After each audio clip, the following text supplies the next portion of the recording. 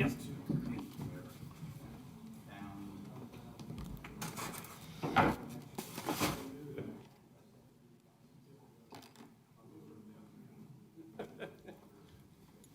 we turning in?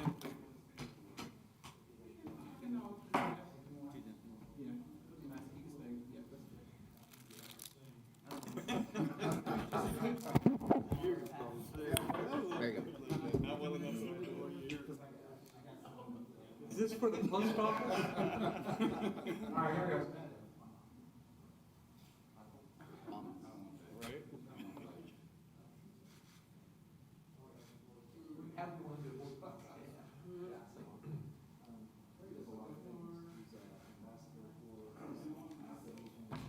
Is this gonna be like on the interweb? Everything is Just suck it in for this one. Hold it in that long.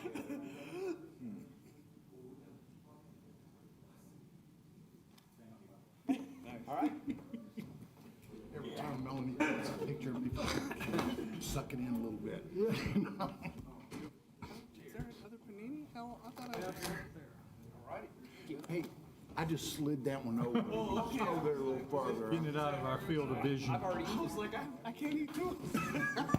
Oh, it's that time. Come on, try.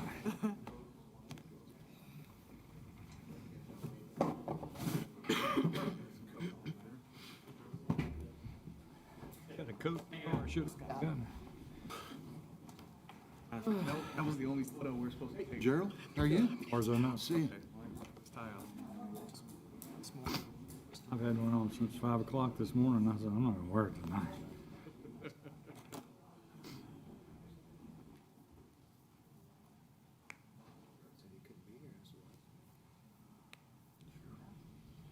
Come by and he said, is anybody else on the agenda? And I said, just kind of look. Seen that on here. So that's when I texted him.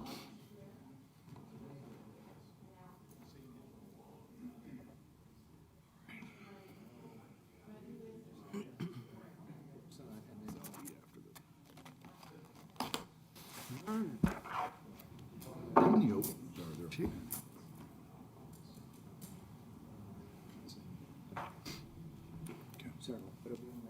Okay, all right, thank you. Okay, Seen last year. okay. Call the meeting to order. Alyssa, can you go ahead and call roll? Sort.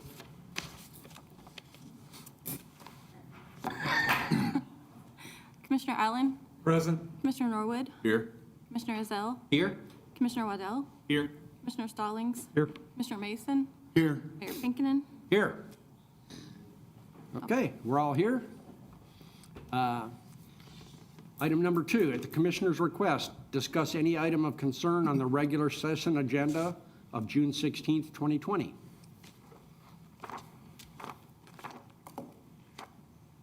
Okay. There be any questions? Okay. Item number 3, move on to study items. 3.1, discuss Defense Community Infrastructure Program, DCIP. I believe, Mr. Cooper, is that you? Okay. Well, good afternoon, Mayor, Council. Yep. Manager, Attorney, Assistant City Manager, Clerk. All right, good to see everybody. Everyone. Everybody? Sorry I don't have my bank robber mask on. I'll put it on if you need me to. So a couple of things I wanted, if it's okay, Mayor or City Manager, to kind of highlight a couple of things before I discuss DCIP. Is that all right? Yep.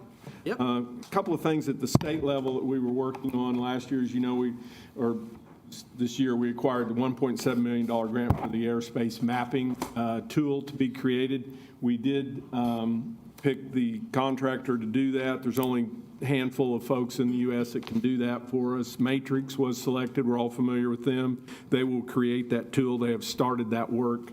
That'll take about 12 to 15 months to complete. So then we'll have that in the state, and all of us will have access to that, and we'll have a permanent digital mapping tool for us to use, and for people that want to build things over 300 feet in the state can utilize as well, working with us. and the Corporation Commission. So that's well on its way to happening. The other thing, we just acquired right at $900,000 for the Military Planning Commission for this fiscal year, starting right now through end of May next year. Our portion of that will be $145,000 or so, and as we always do, usually meet with the mayor, city manager, myself, and the wing commander. We've had some of those initial discussions about what our priority project. We just completed 3 years of assistance, approximately anywhere from $120,000 to $150,000 a year to help with your terminal to be completed. So we've done that as a great assistance. But this year's, it looks like the priority project will be to redo your ramp out at Woodring Airport. That's in before they start tearing out the middle runway out at Vance Air Force Base. One of the reasons that we need to do that, of course, your ramp needs to be replaced anyway, but the reason we'll probably look to try to get that possibly completed sooner than later. Once they start tearing out the middle runway, as Rob knows, that's predominantly used by the T-38, so they need somewhere for those to go. The other thing, if we do it early and works along as they're tearing that out, so if we get that completed sometime near when they start tearing that runway out, the advantage to you and I and to your airport is that you're going to sell a lot of gas. So you're either going to have a few planes out there. If you don't have it complete, you're going to have a lot of planes out there if it is complete. So that's why you'll see us try to figure that out, and we'll work with your airport director and others to see how we can possibly get that done. But that looks like that's a project that we'll probably try to figure out how to do. I think engineering determination of how much, has got to be determined, and then I see that from, at least from the Military Planning Commission perspective, we can start acquiring dollars. We'll go ahead and upfront dollars if that is, in fact, is the project to at least help with engineering design, then look at 2 to 3 or more years out to help you pay for that. So that's kind of where that's at the state level. At the federal level, a couple of things that we've worked, as you know, the water storage rate that you were going to have to pay to access the water at Call Lake, I think was anywhere, between $8 and $10 million with this payment of interest and all that. Well, I've worked with Senator Inhofe through the Environment Public Works Committee to have that cap, so it'll be more around the rate what you originally had planned for, around the $3 million so amount. I don't know, you guys know the exact amount, but so you won't have to pay that all of those dollars. So that's good. That is in the bill. The way that works is it's now in the bill. It'll be passed, in the House and Senate. Then it'll go to conference. Full bill will be Environment, Public Works, and Defense bill get passed first. So that time frame is generally October, November. So that's when that'll be complete. But it is in the bill. The other thing that was able to get in we'll talk about defense infrastructure program here, but we also got in the new National Defense Authorization Bill an additional upwards of $50 million for DCIP next year, because it's a 10-year program, but you have to go back and fund it every year. So we're able to get those dollars in. So I have that in the House and Senate side. So that's going to happen. So when it goes to conference, it'll stay in. So that means there'll be a second year of funding. So Defense Community Infrastructure Program, and again, that essentially, we created that language, took it to Inhofe, and he bought into that, and the White House policy team was in on it as well. It's kind of like the infrastructure bill, what they would like to do with the nation's infrastructure, roads, highways, airports, things like that, is leverage as much community and state dollars as they can to build those type of projects. This was mirrored the same after that, is that this is a way to leverage small amount of federal dollars to get things done that the Defense Department needs to do outside the gate. So those are things like resiliency projects, like water, like power, things like that would be road access. And there could be other things, but those are kind of the top military value type things. So that was, we got that passed a couple of years ago. Last year it was funded. The first year it took us another year to get it funded because the Defense Department didn't have the criteria and the rules set in place. Now they do. And your city manager, assistant city manager knows quite well what those are because he's putting the grant together as we speak. So you'll see us apply for that, but it's a program that you can leverage. Once the Defense Department or the Defense Secretary determines that any of these projects that go forward help with military value, resilience, or military family quality of life at an installation like Vance, then it can be considered for dollars from this program. The ceiling for the program is $25 million. The basement level is $250,000. You know, they're going to try to fund as many of those projects as they can this first time because it's important to show Congress that, hey, you did do something and it was successful. So I think you'll see them try to put dollars to as many projects as they can. So I don't think you're going to see one that's valued at $25 million. It's probably going to be more around the $5 to $10 million. It may be some lesser than that if they can, but it depends on what the project is. The Secretary this year, because I think of COVID and everything else going on, he wanted these projects this year to be prioritized to military family quality of life. I don't think that anybody in this room, I know your economic development director and others think that quality of life starts with water. You don't have water, you don't have a city, you don't have business, you don't have so on. So you'll see we've worked with Vance. They're between the letter that he's helped construct for them, they have to give a recommendation letter from Vance for this project that'll go forward. It has to be completed and in by next Friday. Is that right? 6. Yep. 6. So we'll have ours in next week. I will be there leveraging what we can with the Secretary of Defense because he's the final selector. The Undersecretaries of Installation, Environment, and Energy, John Henderson is who most of us know. He will be the one. There's a 5-member panel of all those folks from the Air Force, Army, Navy, Marine, all that. So they'll be looking at all these projects that come forward. They'll make the final recommendation to the Secretary, and then he'll make the final selection. Of course, I'd given you guys, you know, the kind of how you break out the, you know, it's 40 points for, you know, for the quality of life, resiliency, military values always going to be number one. 25 points for, you know, how your base, how their endorsement is and how important it is to them. You're going to get ranked on that. The financial piece is 25%, and 10 points is the schedule and startup. I think because of all the work that you guys have on startup, we should score well there. On the financial issue, it's really about leverage, dollars that you bring to the table versus what they put in. I can't imagine one project in the U.S. being more leveraged than yours. So this project really was what got us going on creating the language in the first place, because these are, you know, water resiliency, power, things like that, getting the bases off the grid, as you guys know how important that is. These are the type of things that are, again, are off base.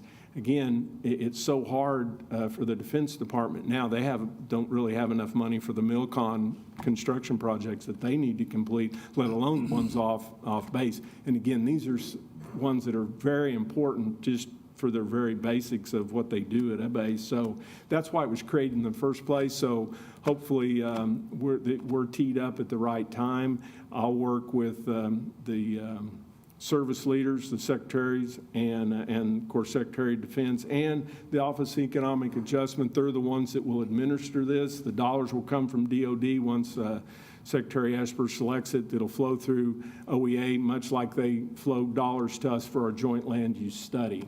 So again, we've had a lot of great help from our delegation.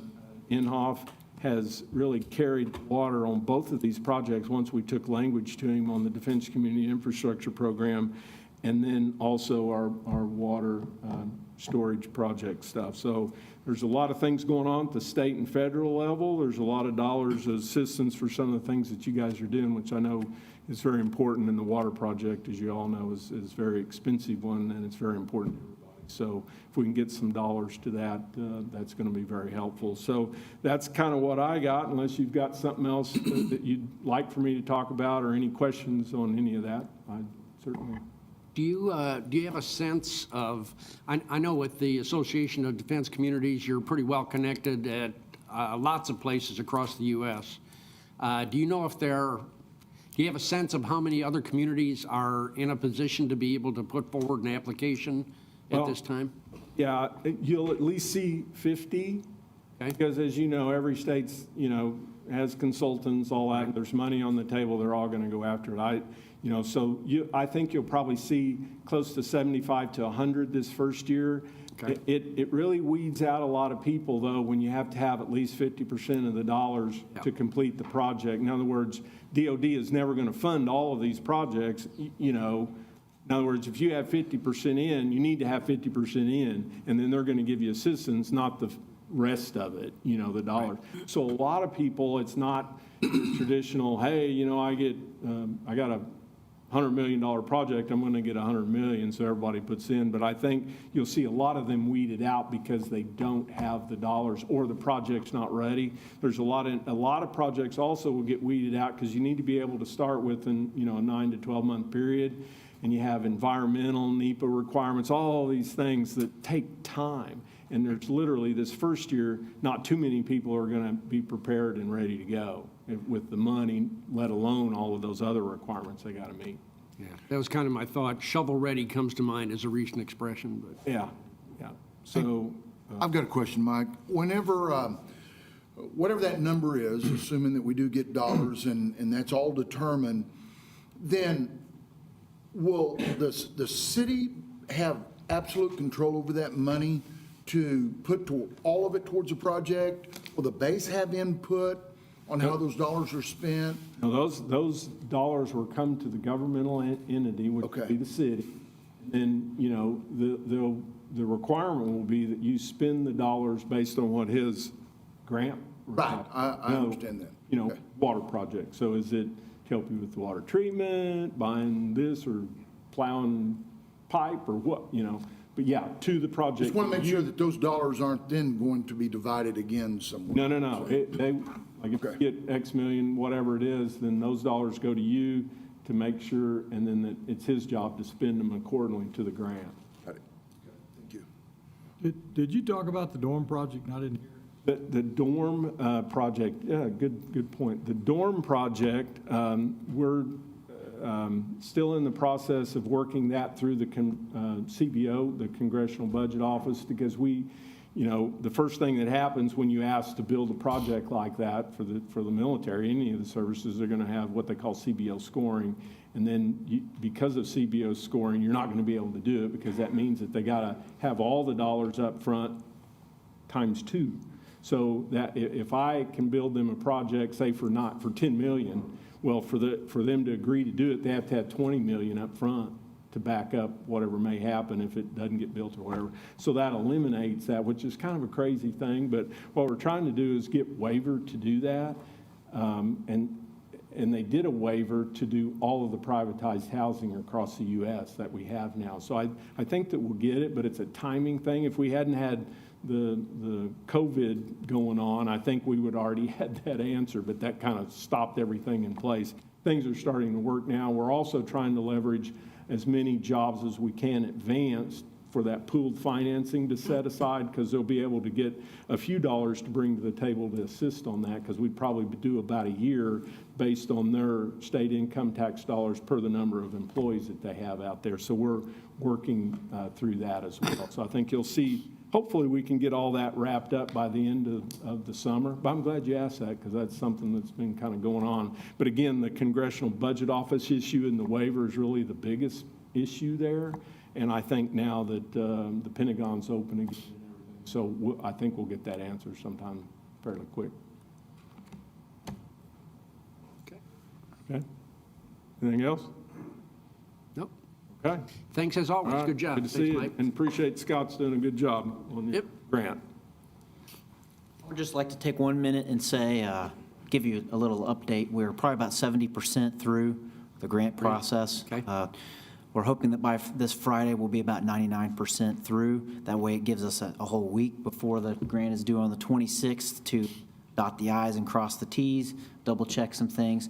But I just wanted to say thank you to Coop for helping us with the project and with the grant. There's been a lot of work and collaboration with engineering and finance, and Stephanie's working really hard to put the grant together. And so we are on top of it and looking forward to turning it in and seeing what happens. So that's where we are on that. Good. Thanks, Scott. All right. Item number 3.2, discuss Marshallese voting status. Yeah, at the last town hall that we had, which was a little over a week ago, I think, that was the beginning of a conversation to listen to the problems that we have not only in the nation, the state, but our city. Most all of us were there. And one of the issues that came up towards the end of the night, Commissioner Waddell, that you had requested that Carol and I take a look at as soon as we can, was the issues that Terry Mote had brought up about the Micronesian Marshallese community, that voting issues and health issues. And health issues, I think, are a little more complicated in the time that we had to try and bring some stuff forward on that. But I thought to start the dialogue on what, if anything, this commission could do, we would start by reaching out to our local Garfield County Election Board Secretary, who is here tonight, Michael Frisbee. And so he can, first of all, Michael, I know you've been appointed as the Election Board Secretary, I think maybe a couple years ago when Cheryl Patterson retired. And so he's been in the position for a while. And so all of our elections, when we have elections, we send that language a specified amount of time to the election board, and then they run all the elections, like the one that's getting ready to come up on June the 30th. And they run them in precincts here in town, and actually some of them are in city buildings, like Champion Gym, right?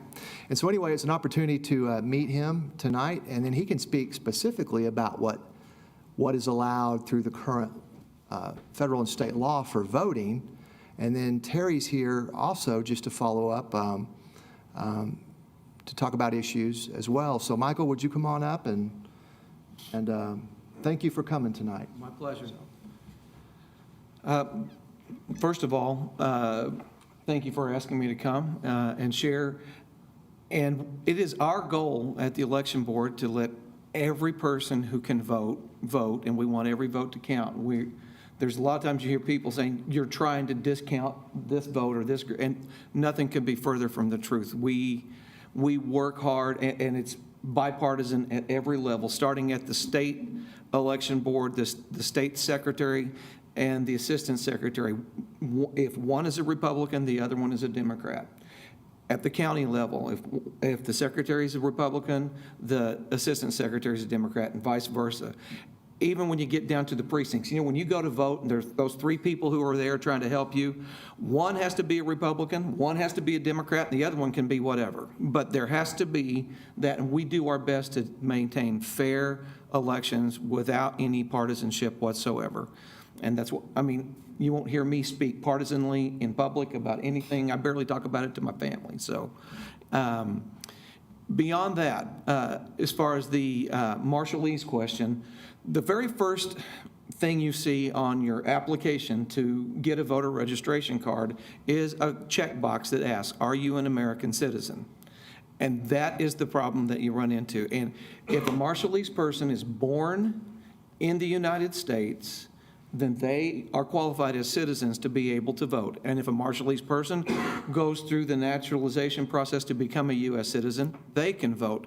But outside of that, there's nothing I can do at the county level, and honestly, I'm not sure there's anything at the state level. I think this is something that has to be determined by law, not by policy. So, but that is where we are on that, and I'd be glad to answer any questions that you might have about that. But that's a state voter registration ID. Correct. Carol, by charter, do qualified voters for municipal elections, are they limited to persons eligible to vote in a state election? Well, city charters, cities that don't have charters have to follow the state rules. And cities with charters can have their own rules. But our charter was amended quite a while ago, and it provides that we will use the process with the county election board, the state election board process. Now, we could change the charter, but with all of the, the previous problems with the recounts and things like that, we have previously determined that we're going to use their process. And it has been enshrined in the charter. Now, could that be changed? Yes.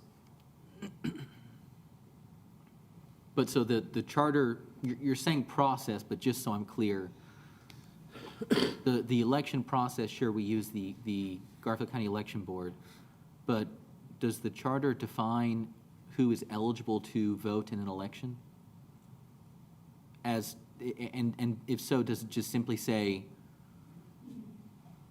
is there a distinction between the process in terms of who runs the election and who is eligible to vote?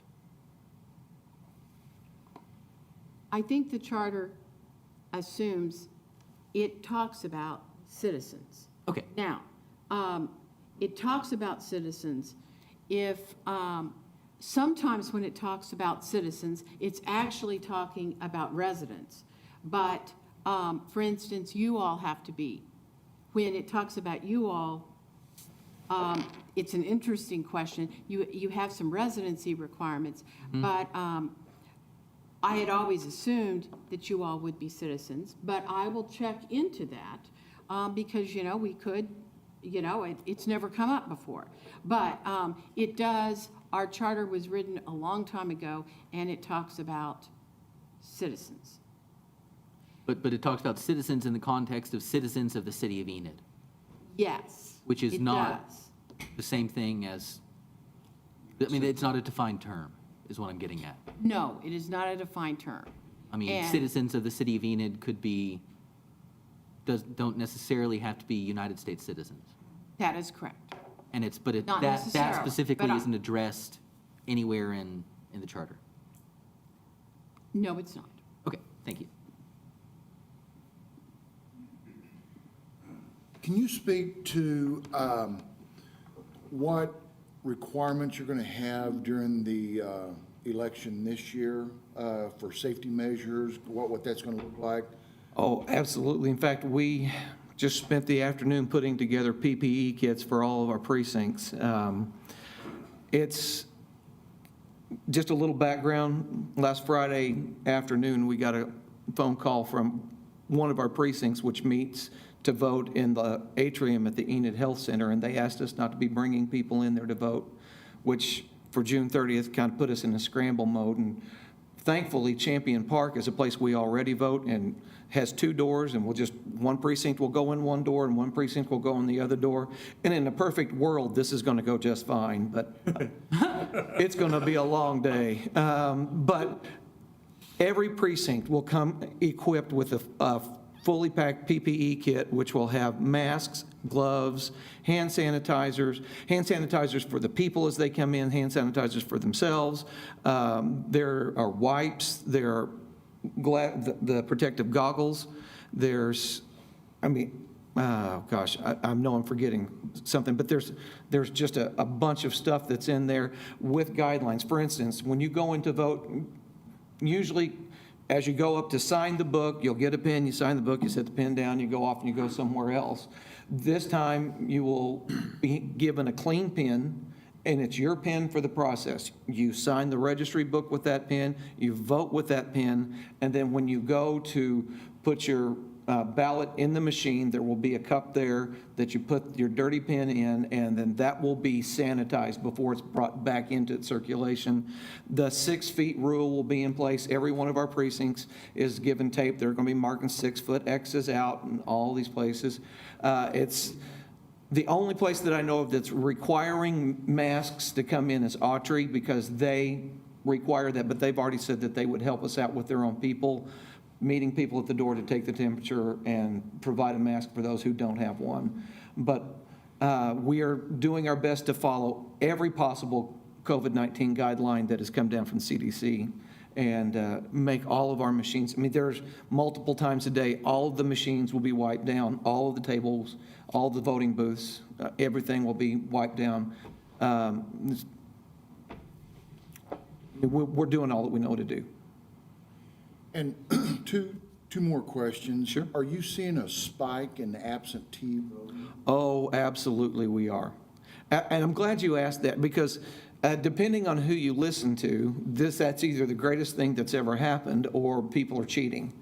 And in Oklahoma, that is very difficult to do because we have, our absentee ballot process has accountability, front-loaded, middle-loaded, and end-loaded. You have to, if you want an absentee ballot, we have people come and say, I'd like to have my absentee ballot, and you don't get to do that. You have to apply for one, and then when you apply for one, you put it into the system, and you're given a barcode that we will individually send out to you with your precinct ballots. For instance, some precincts have state question, and since this is a primary, you're either getting a Democrat or a Republican ballot, and there are a couple of the precincts that will have school district elections that were supposed to have happened in April but got bumped back because of COVID-19. And so each appropriate ballot will be in there. The person is then supposed to fill out their ballot, and there's a ballot envelope that they put that in and seal. That envelope goes inside an affidavit envelope that goes in and they seal, and they sign it themselves, and depending on which type, because there's two types, there's a general one and then there's a physically incapacitated one. A physically incapacitated one requires two signatures to say, yes, this person is who they say they are, and they did that. The general one, until now, required your signature and notarization. But the governor has lifted, for this election only, lifted the notarization rule. You can do it with a notary, that'll be just fine, or you can affix to the outside of the affidavit envelope a photocopy of your driver's license or any state or federal picture ID, or a photocopy of your voter registration card. And if you have that, we now, at the governor's order, accept that as though it's been notarized. Then that goes into a mailing envelope, which has the barcode on it. When that comes in, the barcode is scanned, and then it goes into a ballot box, and it's locked until Election Day. And then on Election Day, which is going to be a long day with that, we'll be opening these envelopes, checking the affidavit envelopes and making sure that they are correct, that no one skipped out on something.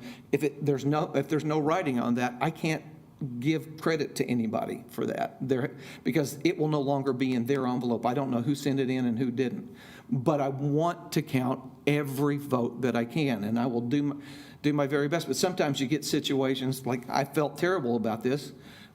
During the February election, I had to send a 93-year-old lady voted absentee, and I guess she forgot that she voted absentee, and she showed up and voted on Election Day. And I had to send that to the DA, who sent that to the police, and we all came to the same conclusion that there was no malice that was going on, but she's not ever going to do that again, because we followed the process. I mean, we will do everything that we can, and then once we take the ballot envelopes, those get mixed up, like shuffled in a big tumbler type thing, and then we open them up and run them through the machine. There's no way for us to know who is what, and the actual election board is the secretary, and there's a representative from the Democrat Party, a representative from the Republican Party, and we work together all day on election days to do that, to make sure we will do it. But yes, there is an enormous spike in our absentee ballots, and understandably with COVID-19. I don't blame them. And in fact, if anyone here wants to do it, the fastest way to do it is to go online to the state election board and download that, print it yourself, fill it out, and bring it to the election board so that we can get it out that way and not have that day. That way we don't have to wait on the Postal Service. If we process your application, we can get your ballots out that day. So. Go ahead. My last question. Yeah. This is self-serving, but tell me the distance for sure that a sign can be to a polling place. Is it the building or is it the property? Okay, you're asking a real detailed question that I'm not sure I can give you off the top of my head. I could look it up and let you know, but I won't say it's 300 feet is the circumference around the polling place. My interpretation is from the point where you register out, not just the building, but from the point Like you walk in and where you sign the book from that point out, 300 feet. and that there's a circle. And I believe that is correct. What you need to do, David, is put 50 signs at 10-foot increments away from the door, and I guarantee you, some of them will make it. Is there going to be early, Yes, voting there- at the election There board? will be early voting at the election board office, 903 failing. Every time there's a state or federal election, we have Thursday, Friday, Saturday voting. If it's county or local or school board, it's just Thursday, Friday. We don't do the Saturday. But there will be the 24th, 5th, and 6th, I believe, if I've got my calendar in my head straight, would be the Thursday, Friday, Saturday before the election. And it's been a long time since there's been Monday early voting, but every year we have somebody who says, well, I always vote on Monday. They don't, but they think they do. Used to be. I was on the election board before filling this role for a couple of years. I mean, it really is a well-run system. I will say I lived in Oregon for 4 years. Oregon votes entirely by mail. Everything's done by mail.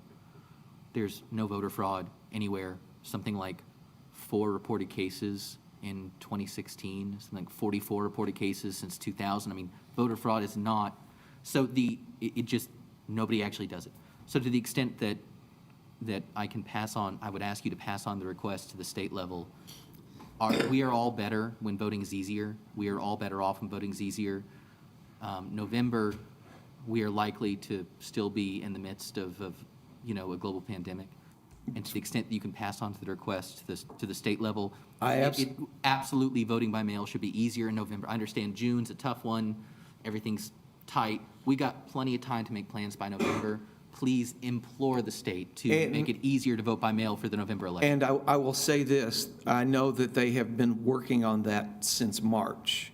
The first thing was to bump the April election, and then to move into the June election. Their concern was always not to overreach even if they had, at one point, Secretary Xerix had emergency powers to do certain things, but he did not want to overreach. He wanted to make sure he did everything that just came into, it was close to compliance with the way the law is already written and not try to change things up too much. But I know for a fact that request has been made to him. And The notary I will be requirement is- glad to pass that along as well. I mean, the notary requirement's crazy. We shouldn't be making people chase down a notary to vote. Voting should be as easy as possible, and especially by mail. All kinds of states do it, so please pass on the request. At this point, all I know for a fact is that June 30th has lifted the notary requirement. If I was a betting man, I would say that if we're still in the position we're in, we're going to be without that requirement in November, but I can't say that as a fact right now. At least pass it on. I will pass that on.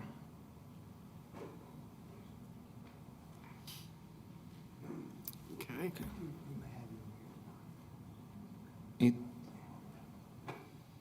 Hey, is there anything else, any other questions for Michael tonight? It's- We do have Terry Mote here, so Yes, he's Terry here. may want to come up and speak a little bit more about these issues. Terry, would you like to come up, or? Please do.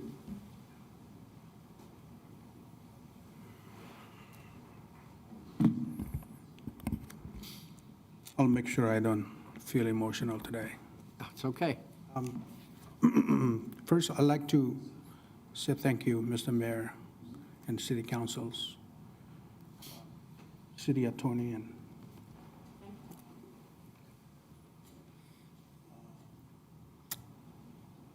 Cheryl and his assistant, Scott, and everyone here. This is an historical moment for our community because we'd ever been stand right here talking about our issues. Before I go in and try to brief of what I came with to share among you, I'd like to emphasize few groups that we call them Pacific Islanders. First, we have Polynesian. Second, we have Melanesian. And then we have Micronesian. And in Micronesian, we have Marshallese, we have Chuukese, we have Pohnpeian, Quechua, Yapese, and Palauian. And in Enid, we have 4 Micronesian communities: Marshallese, Chuukese, Kilberdese, I forgot to mention Kilberdese, and Quechua. All these, if they have kids that are 18 and up, born and raised in U.S., they're eligible to vote. And in Enid, we have few of them that can be voted. Second of all, I'd like to talk about why we are here in the States. I can run back to the story of it connected to the Phillips University. There was a couple that came all the way from Sacramento that wanting to study on theological studies. But then before that, she was born in the state, but she grew up and raised in the Marshall Islands. Her dad was one of the military during the World War II. And right after they studied here in Enid, they're wanting to go and for practical. And she picked to go to the Highland, Marshall Island. In few years, they've been staying in the Highland for 13 years. She was able to speak Marshallese and English. And the couple were the one that translated the English Bible into Marshallese, which we are using in the nationwide. This same couple, they came up with a scholarship, and then they provide the very first Marshallese to send to Enid to attend school here. And right now, we're talking about almost 3,800 Marshallese here in our county. I'm not going to talk so much about what the compact is, because we all know the compact the acronym is COFA, Compact of Free Association, that was started way back in 1986.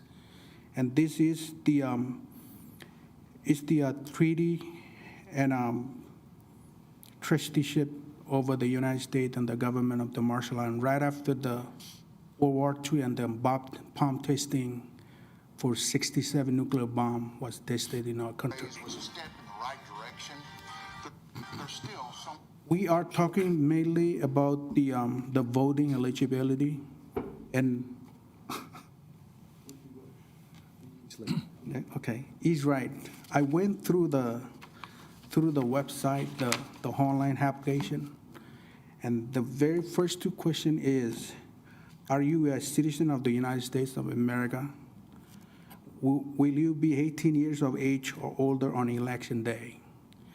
And then there's a phrase on the bottom of this. It says, the answer to both questions above must be yes before continuing. And for me, if I do this, one of them will be yes and the other one will be no. And then I won't be proceeding on the application. But then there's a way we can solve this issue. When I look through back, I came in 2007, and 2 years later, I wanted to become an officer, a policeman. I used to work for the EBD for 6 years, and I love that family right here. And my wish was, one of these days, I'm gonna serve my community as a police. But then the thing was, because I was not a U.S. citizen, I cannot become an officer. So from there, I looked through more research online and see what I can do. And then it came with this, that the only time the Marshallese need green card, or equivalent to legal permanent residency, is when you want to become a U.S. citizen. But for us to travel from our country to here, we only use our passport. We don't have to apply for visa. And then I went through that process. One of my brother, he retired from military after serving the country for 23 years. And for the first 6 months, the privilege under the Compact of Free Association, when they send our people to serve the U.S. and the other country as a military, then they keep them a U.S. citizenship. They don't have to apply for anything. That's the privilege under the Compact of Free Association. And then under the law on the green card, it says that there are 8 ways to pick up or to gain a green card. Number 1 is green card through family, employment, special immigrant, refuge or asylum status, human trafficking, victim of abuse, and other categories that are registered under this. So I went through my brother if he can sponsor me, but then you have to find a sponsorship. Has to be a U.S. citizen and must be 21 years and up. So my brother was the good candidate. But then here's the kick. When you become, or when you apply for a green card, even though I've been here for almost 14 years, but if I apply tomorrow and then I get my application submitted and cut my green card like next month, then there's like another 5 years waiting period for me to eligible to get the U.S. citizenship test. So, but then what happened if I'm a LPR, or legal permanent resident, or green card holder? It takes time for us to wait for the citizenship, especially when you were never born in the U.S. And we might not be able to voice our voices on the voting. But one thing that I want to let you know, Mr. Mayor, and the city council, is that we also pay our taxes through the local, state, and federal. Even though I'm not eligible for vote, but ever since I work for the state, for the city, I've been contributing to the city, to the state, and even to this federal. So I don't really have a solution how we can solve this issue, but I think I look through the things that I've been done at the Washington, D.C. as an advocate. We need more voices for us. Like for us, we cannot do even more better because maybe we're not eligible for voting, but our kids can. And if this issue can be bring up in your level, probably our state might do something with the federal. So. Okay.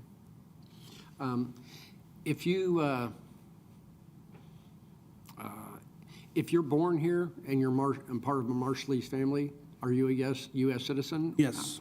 Are, okay. Every Marshallese, every Pohnpeian, every Chuukese, every Pacific Islanders who born in the United States, they can be a dual citizenship.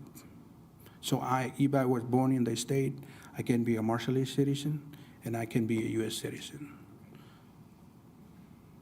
Are there other places in the U.S. where there are groups of Marshallese people living? Yes. In fact, I printed out the 170-some pages on this. It's the report from the GAO, Government Accountability Office. And it's almost every state in America you will find Marshallese lives in. We are number 6 in the states. And I'm not talking about Oklahoma, I'm talking about Enid, that how much we are, how many we are.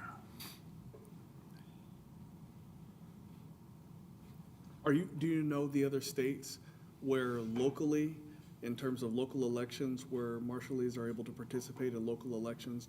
Are there any, and do you know?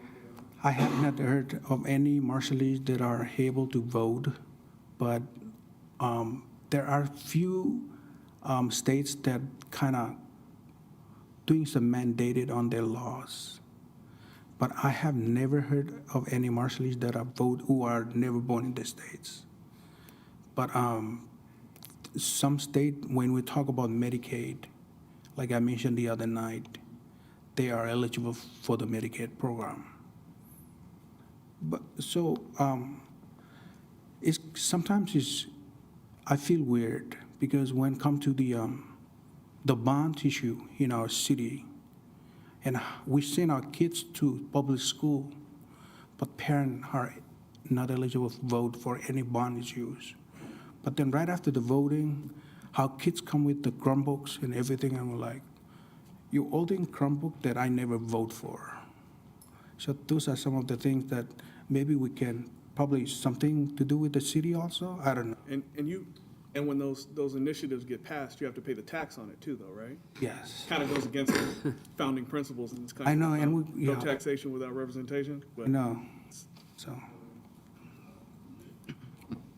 I'm looking at just very quickly I'm looking at a Texas Law Review article from a few years ago, looking at the movement to broaden voting status in local elections and state elections for legal permanent residents. I mean, there is no federal prohibition. It can be a locality by locality decision. I mean, this is talking about a number of communities in Maryland that had a large legal permanent resident population and explicitly did take that step, so there wouldn't be a disenfranchised group in the community. I understand we're a charter state, or we're a charter community, and charter changes do require a vote of the people, but I'm very interested in this ambiguity about the term citizen. I mean, I view the Marshallese community as citizens of the city of Enid. They live here, they go to school here, they work here, they pay taxes here. If the Marshallese community are citizens of the city of Enid, and the requirement to vote in municipal elections is to become a citizen of the city of Enid, I don't know how to check that box through the election board because they can't vote in state elections. But this is not a problem unique to Enid, nor is it a problem that is unsolvable, and that ambiguity is very interesting. You're right, Terry. We've got a lot of folks live here, pay taxes here. I'd like you folks to have the opportunity, and if there was a way to legally do it, I think we'd be silly not to. We have a responsibility to do it. Yeah, absolutely. And if there's an ambiguity there, I'd like to do something. Now, I'll look at the case law and, and whatever's in the charter can always be changed. I will send you a link to this Texas Law Review Okay, article great. from 2017. But Terry, I will say to the extent that there's ever anyone in the Marshallese community who is having an issue, I understand you can't vote, and that's like a fundamental problem. But we're always here, and to the extent you and anyone in the community is always invited to come talk to us at these meetings, and we can't always do anything because so much is out of our hands. But to the extent we can, you have an open invitation. Right. Also, I like to emphasize that the Marshallese population here is growing almost every month. So I'm sure they choose Enid to come here because they love it. And I really, it kind of break my heart to see them like doing anything that city is asking them to do, and then sit quiet, not having voice for themselves. So. Good. Well, on behalf of the commission, I want to thank you for all that you've been doing for the Marshallese community. We don't know what's going on unless somebody steps forward and takes the hard road and says, I need to tell you something that I think is unfair. And I think many of us feel that it's unfair. So you've brought an issue to us that I think we're all concerned about and we're going to take a look at. But it wouldn't happen if you didn't come in and say, because we didn't know. We really didn't know. It's not that we didn't want to help. We didn't know that we needed help. So thank you for stepping forward and being the representative. Thank you. Lastly, with me, I have Carol Simmons, who married to an American. Okay? And she have kids that are eligible for vote. Yep. So I'm thankful that she's here to support me, and she also worked with the community and also with the coalition. Good. So thank you so much. Yeah. Welcome. Okay. All right. Next up, item number 3.3, discuss Meadowlake Park low water crossing. Thank you, sir. You bet. We have an item on the agenda after this in the regular meeting to give you an opportunity to decide what we want to do. But there's a couple of things I'd like to go over with you. Currently, what we have in front of us is we have a bid to build the low water crossing and this portion of the sidewalk in the base bid, and the alternate one is the red sidewalk to the south side of the Meadowlake. We've been asked to look into what's the opportunities of developing some sort of bridge structure across the lake. These were actually from a company called York Bridges Concept. There's a budgetary number there. There's, you can trust it or not, but the idea being is that you build a pedestrian-rated bridge with pylons and pilings and build wood structure and kind of decide how you want the railing to do.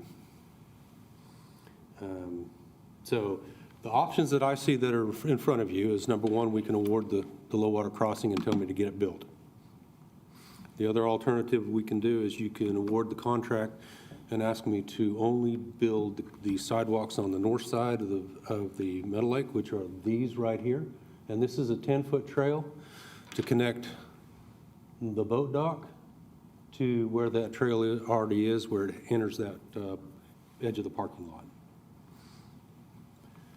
And give some time to reevaluate what we want to do on the low water crossing side versus the bridge, or reject the bids and to go after the bridge, or reject the bids and do nothing, but I don't think that's really an option here. So having said that, what would you like for me to do? Gerald, go. He left. I'm deeply skeptical of the being able to get an actual bridge built for $350,000. There have been so many numbers on this project thrown out there, and in my time here, we rarely, I would wager never have had a project come in at or below what some engineer told us it was going to cost until the bids are actually gone out. I mean, we paid a dumb amount of money and killed a year to have this studied after we had already looked at cost estimates, and I think a bridge then was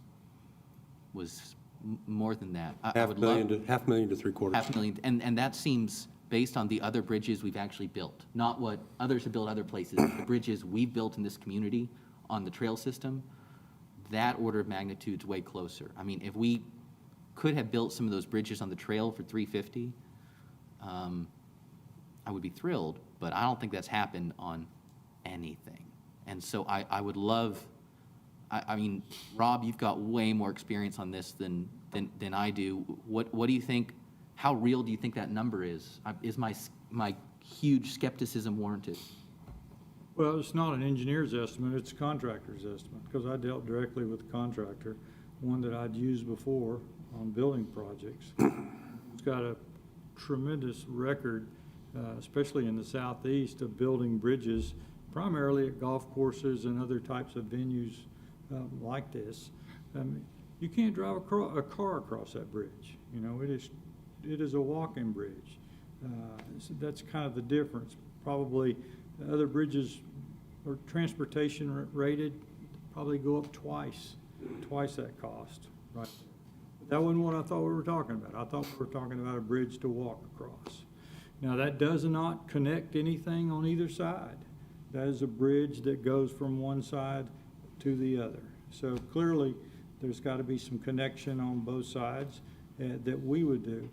The bridge guy didn't have the ability to do that sort of thing, because I didn't give him that information.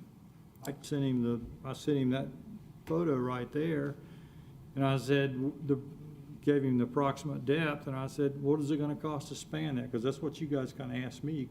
Or I kind of said, I thought you could get a bridge to go across there for less money, and That's what they came up with. When he looked at it, did he look at not the depth of the lake, but the width of the floodplain through there? He's gonna put it high enough, it's not gonna, I mean, because, that's part of what the engineers who have looked at this and talked to us before have said, is a bridge is impractical in this instance, because although Meadowlake itself is relatively narrow, the width of the floodplain on a whatever year event is so wide that the bridge would have to be twice the width of the lake to meet the EPA requirements. The floodplain goes, I mean, that was what I don't have that picture, that graphic. yeah, the floodplain, that's All those- not true. We all those mapped this, I probably know as much about the mapping of Actually- Lake Park as anybody in the room, and it is not that, it is not twice the width of that. I'm just talking about what the folks who have we've paid a ridiculous amount of money to study this in the past have told us. I would love for that to be I really would, but that was our question, is why aren't we building a bridge across this? We already have a bridge across this. This should be so easy, and the Cost. engineers we paid Cost. $10,000-$15,000 to, well, I mean, it's an expensive bridge because the floodplain is quite wide there. Our boathouse up there is out of the floodplain. It is? Okay. Oh, yeah. It is or is It is. in the flood? It is out. Oh, out. No, I wouldn't let them build it in a floodplain.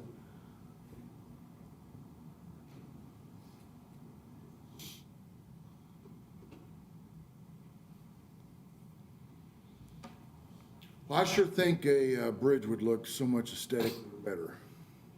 You know, I think it would, than just a low-water bridge. Can you switch back to that other view, please? Absolutely. This one? So, I don't want to interrupt you if you're not finished. Oh, that's all. So does the Corps of Engineers let us put more blocking in there? I mean, they're good with that? Do we There's- know that? There's not really a lot of flow restriction on a bridge like this. Those are piles. And if you'll look back here, we presume somewhere in this neighborhood is where we would be looking. If you look at the flows through there and then look at the piles, yeah, you got to do your analysis, and you got to get the floodplain administrator to approve it. And he sends it, since we're building in the floodway, he has to approve it and send it to the Corps of Engineers to let them know that we're doing it. We obviously will have to get a 404 permit to build in the floodway, but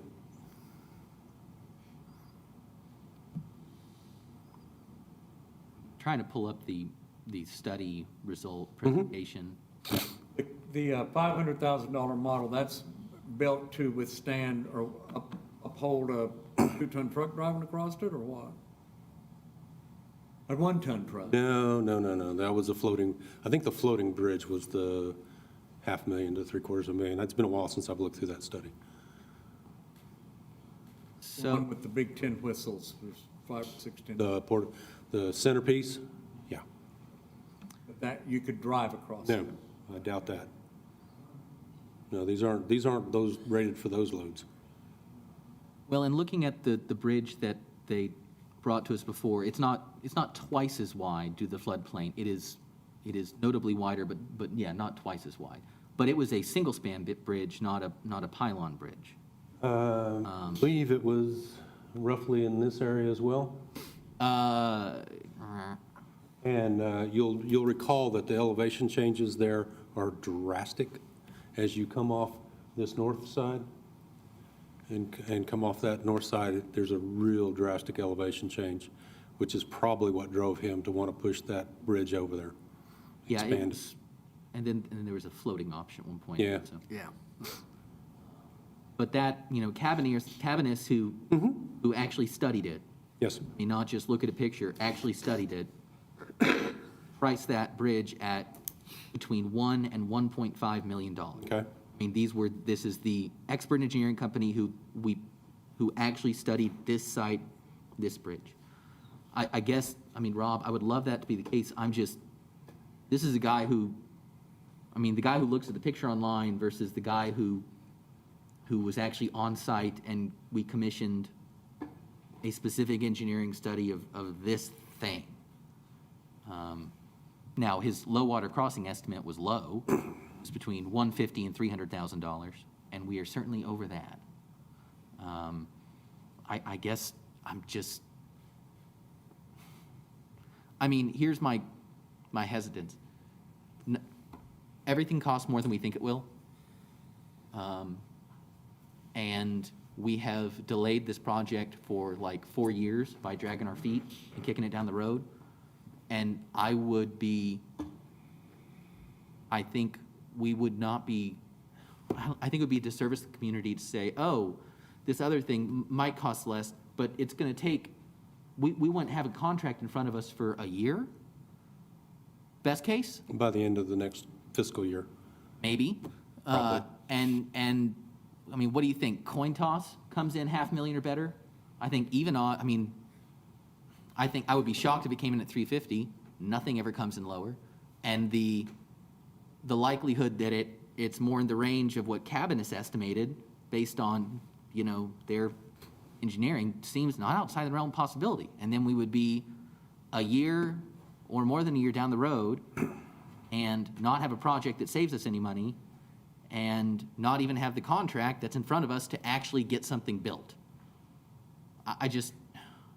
I'm not sure that the gamble of saving $100,000, I don't think it's a very good bet. I think it's crummy odds that we actually save any money. Well, I will period. not vote for that low water crossing. It's ugly, and I will not vote for it.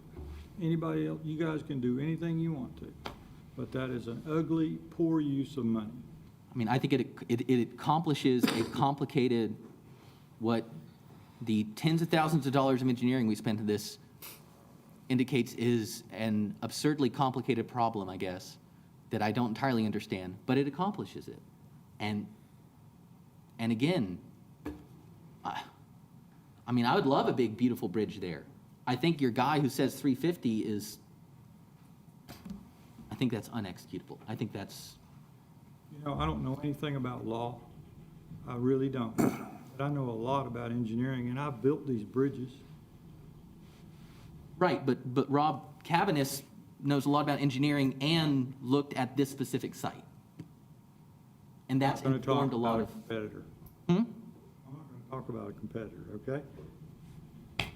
But Rob, you're not here wearing your hat as an EnviroTech engineer, you're wearing your hat as city commissioner, and this body, this entity, the city of Enid, has commissioned an engineering study from folks who actually looked at this specific site. I think it's, I mean, I agree, it's not gorgeous. I think it's the best we're gonna be able to get. I think it's the best we can do, and not everything we build is gonna be gorgeous, but it actually gets the thing done. And that if we don't do it, I don't think we're gonna get anything done. And I think we are likely to be back here in another year, looking at another $500,000 to $1 million project and going, well, God, I wish we had just got this thing done. I mean, I'm sitting here saying, I wish we had just got this thing done 3 years ago. I don't think delay is gonna save us any money.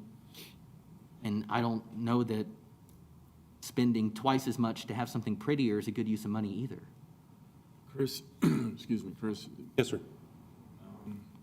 if you don't mind sharing, do you have an opinion on this? I don't want to put you on the spot if you don't. I really don't think that's an appropriate question for this forum, sir. I think you guys will get to make the decision if you want to at the meeting. I do think the bridge is an attractive option, but I do think that if we look at that, it will take some time to get it. I don't know what the final cost will be. So we're just happy to bring you options tonight. I do want to know, Chris, and Yes. I am going to put you on the spot. Do you think Cabanis is, I think for a floating bridge, that's probably a good estimate. well, that was one of the 6 options presented. Yes? The 1.5? No, the floating bridge option was not 1.5. The floating bridge option was estimated at 500, well, between 275,000 and 575,000. To me, that's about 500 to 3/4, Okay. since What do you think about Cabanis's estimate of a fixed bridge across? I never really paid enough attention to it recently when I was putting this together. Chris, you're telling me you didn't pay enough attention to the engineering study that, When I was putting the slides together. but 2 years ago when we hired Cabinets and a year ago when we looked at their results, did you look at it then? Yeah, it seemed like a little bit of an inflated cost, but it does seem reasonable for what we wanted them to do. But that was, a couple years ago, and it was a concept. So the floating bridge would go out behind the spillway? Is that where it would be located? The floating Halfway. bridge? The floating bridge was in approximately the same area in here. Now, down at where we see the blue going across. That's what the is it? low water crossing. That's what they talked about doing the floating bridge. That was a fixed bridge. And he's talking about doing a fixed bridge in about there. That's the existing bridge, but that's the $1 million fixed bridge, $1 million to $1.5 million. How much did we pay Cabinets for the study, just out of curiosity? I want to say. 10,000? I think it was more than that. Okay. So we paid an engineer in excess of $10,000 to study this? Okay.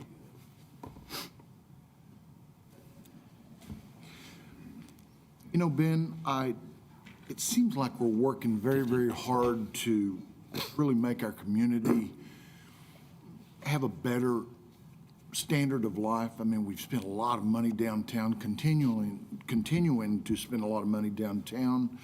We now have Cleveland. I mean, that boulevard looks amazing down through there that we've just finished up. I guess I would like to see a bridge across that or something more aesthetic. And me personally, I mean, that park's been there for how long without a bridge? What's 12 more months to get a number? And if it's, and honestly, if it's more than 350, if it's still a $500,000, I'd still rather have the bridge than the low water bridge. Just because I think it would make a great place for pictures. I think seniors will go out there and take photographs, senior classes. I think there could be a lot of uses for that would just appeal to people coming to Enid a lot more. So I know we've got to do something there. I'm not opposed to that, but I just hate to put $500,000 in something, then wish we just waited 12 more months. I understand that. I will, for the record, for the video, I don't think there's a snowball's chance in hell that a bridge gets built for less than $1 million across that lake, and I don't want to spend $1 million there. I think we have we have finite quality of life money to spend, and we're not going to be doing better in the next handful of years, and that I don't think it's just wait another year and save $100,000. I think it's wait another year and be in the same position and not be able to do much better. It's not going to be the most gorgeous thing we've ever built, but we've got lots of really great things that we have built. It will be functional, and that I really, in my heart, and based on all this years of looking at the thing and dragging our feet on it, I don't think we're going to do any better. I would love for Rob to be right. I don't think that we have ever built anything of that scale that's also attractive and not spent twice what the engineers guessed it would cost.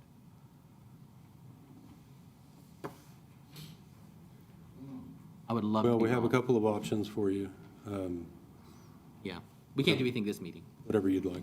Well, but this is coming in the follow-up meeting I just mean tonight. during study session, we can. Correct. Okay, Mayor, we got one more item, if you, we do. a few moments to hear about the storm damage cleanup plan. We do. Okay, item 3.4, discuss storm damage and any updates. Tim?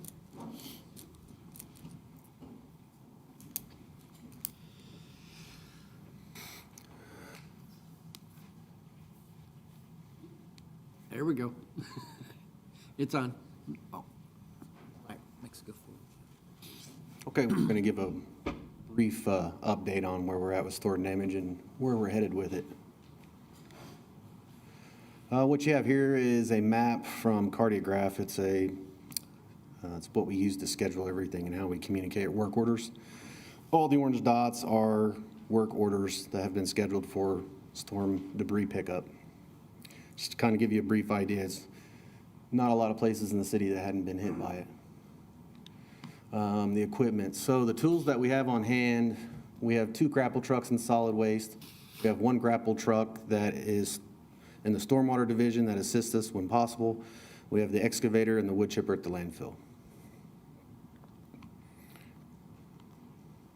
And that's our landfill debris area. It's an area that we have permitted through the state to actually take brush and grass. As you see here in the middle, my thingy's not working. Well, in the middle there is grass, and the outer areas of it, that's all of our debris, brush, and we chip it all up. So the benefit of this area is we're not putting it in the landfill, basically. It's not costing us state money to put it there. And we recycle it. It is offered to the community if they want to come pick it up. Right there's an example. That's one of the gravel trucks unloading his load. That is our excavator and the wood chipper. They've been running for about 2.5 weeks straight now, every day. So the programs that we offered to the community to help get everything picked up. The first one being the residents were given a 3-week period to schedule a pickup. That 3-week window, typically for a grapple truck to come pick something up, we have a $20 fee. There was no fee assessed if they scheduled it within that 3-week window. That window ended Friday. Residents can schedule pickups with C-Click Fix app online, so they'll have the convenience of actually going online. They don't have to call us. And then the same thing applies there. We will schedule it, and there's no fee applied. And the landfill is allowing free debris drop-off for the Enid residents. So the residents are already given the 12 free dumps a year. We're not counting that against them. 867 work orders. That's where we peaked at. That was last Thursday night, Friday morning. It's been kind of a struggle to show progress because every day we'll go knock out 40, 50, 60 work orders, and we come back and we still have more added. So we kind of peaked at 867. And it's kind of important to note, though, because that's just what was reported. We're also picking up the stuff that wasn't reported as well. So if you pay attention there in the middle there, you'll see it'll make a difference here on the next slide because we kind of had to put together a plan. Typically, both the clamshell, the grapple trucks, one runs west side, one runs east side. Well, the problem, we were getting so many, you couldn't see anything. We weren't making a difference. So we made a decision to concentrate them both in areas. And if you notice there in the central, we started last Monday where we started concentrating on the heaviest areas. And so you can see in a week, basically 5 days' time, what we cleared out just by concentrating our efforts there.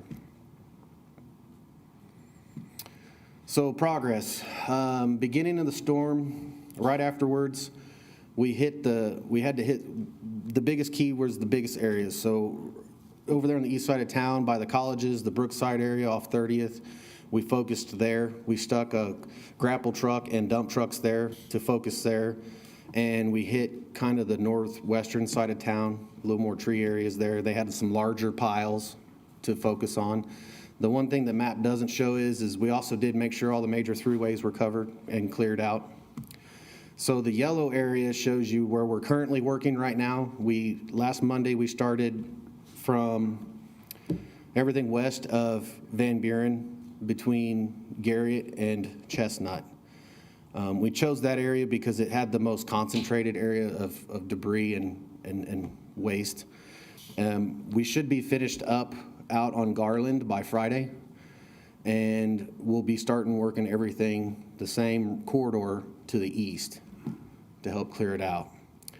Hopefully by the end of, that'll probably take us about 2 weeks to get through to, and hopefully by then we can switch back to normal, what we normally do. So just to throw some numbers at you, now a lot of these numbers were derived at the end of last week. So we've been receiving more than 450 phone calls weekly. 575 cardiograph work orders is what was added. 235 C-Click Fix orders, which that's people didn't even have to call. They just got online, communicated with us. Last week alone, They completed 175 work orders. We've made 182 landfill runs, loads to the landfill, and we've pulled out, at the end of last week, it was roughly 290 tons so far. So we got probably, if I had to guess, we're about 45% through it, through the storm part of it. So that's about it. I don't know if you guys have any questions or. I know I'm still getting phone calls. I got one an hour before I came here. Somebody's frustrated that they hadn't been picked up yet. I would just encourage you to, you got to continue to do this till we get it all cleaned up. What's your estimate? How long is it going to take us to get it all done? It's really hard to say because we're still getting some calls. With what we currently have, we're probably looking in the neighborhood of 3 months to get it all completely. And it's primarily because we have 2 trucks running. I think. So the biggest. We ought to put that information out so that the people know. We hadn't just quit. It's just a lot of it, and it's taking longer. And that's why we kind of put that plan together to concentrate them, because before it was just 2 trucks kind of running, just trying to get everything done. Well, now we can actually kind of communicate. So like next week, we will be starting east of Van Buren, working to 30th, and it'll kind of give people an idea. Hey, Tim, how where many we're at. hundreds of tons have we hauled already? Because we've done such a good job hauling trash for people that we build up a big expectation that your limbs are going to be hauled away in a day or 2 or a week. And I know some have been out there for weeks, but I sympathize with what you've been doing. But I think it's measured in the hundreds, isn't it? Not just the tens of tons of brush that you've hauled? Yes. Yeah, we've been, as of Friday, just with the storm for the past 3 weeks, we've gone over 290 tons. So we are working and we are trying to hit all this, we're trying to focus on the central areas. So quite frankly, because at least in my humble opinion, I think that's the area that was hit the worst between Chestnut, Garriott, and what you just said, Van Buren, and on each side over to a certain place. You know, you said Garland, but kind of the center of town. Yeah, it was that corridor going down the middle of town. It was really, it was kind of, I was really expecting different areas, but that was where it really took the hit, so. I'm glad to hear that you're, even though somebody may not have called in, if there's a bunch here and a bunch here, these guys called in, this one didn't, you're getting them anyway, right? Yes, sir. So I think that's an important thing to hit on. Yeah. Because one of the numbers I gave you was over 170 work orders. That's not counting the ones that haven't been reported. Right. No, You know, and I think and- that's good, because you're saving yourself a trip. It makes no sense to go back there again next week because they didn't call in on time. Yes, sir. Good. All right, thank you. I have one question. Yep. Gerald, what do you think? Do you think we need to hold off on starting the cleanup for Ward 3? Ben Yes, sir. Ezel's Yes, sir. clean up, because we were going to start in August, so. Yeah, we've got limited assets and they're all engaged, Yes. as Tim said. So I don't know what the estimate is, but I know they're working hard every day to try and get finished. So we will need to pick up with Ward 3 and probably regroup for the plan when we get all the brush hauled away. Okay, because I just wanted to say that so that everyone would Yeah. know that we're not Yeah. backing out. You know, Yeah. we said we were going to do something. We want to keep our word. Any other questions? All right, thank you. All right, ran a little bit over there. Let's take about a 10 or 12-minute comfort break. We'll be back here at 6:45.